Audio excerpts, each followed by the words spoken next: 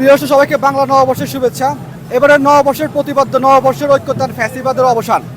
এবারের নববর্ষে বাংলা সংস্কৃতির পাশাপাশি স্থান পেয়েছে জুলাই গণঅভ্যুত্থান। বর্ণিল আয়োজনে উদযাপিত হলো বাংলা নববর্ষ 1432।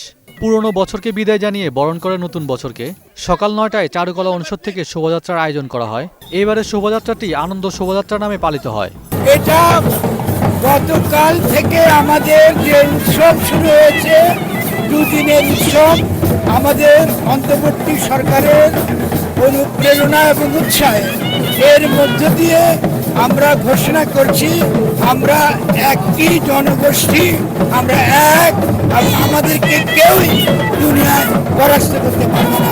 শোভাযাত্রাটি শাহবাগ মোড় ঘুরে দোয়েল চত্বর হয়ে বাংলা একাডেমির সামনের রাস্তা দিয়ে চারুকলায় ফিরে শেষ হয়। আনন্দ শোভাযাত্রায় অংশ নিয়েছেন শিক্ষক, শিক্ষার্থী সহ সমাজের নানা শ্রেণী পেশার মানুষ। অনেক ভালো লাগছে। শুভ নববর্ষ সবাইকে। শুভ নববর্ষ সবাইকে। টেকনাফ টু তেঁতুলিয়া, পাহাড় থেকে সমতল, সবাই আমরা ঐক্যবদ্ধ হয়ে নববর্ষ উদযাপন করছি। সবাইকে নববর্ষের শুভেচ্ছা। শুভ নববর্ষ। এবারের শোভাযাত্রার প্রতিপাদ্য বিষয় ছিল নববর্ষের ঐক্যতান ফ্যাসিবাদের অবসান।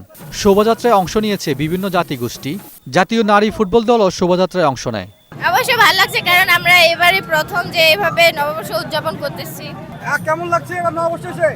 অনেক ভালো লাগতেছে, কারণ এর আগে কখনো এরকম করে আসিনি। শোভাযাত্রায় দেখা যায় কয়েকটি মোটিভ।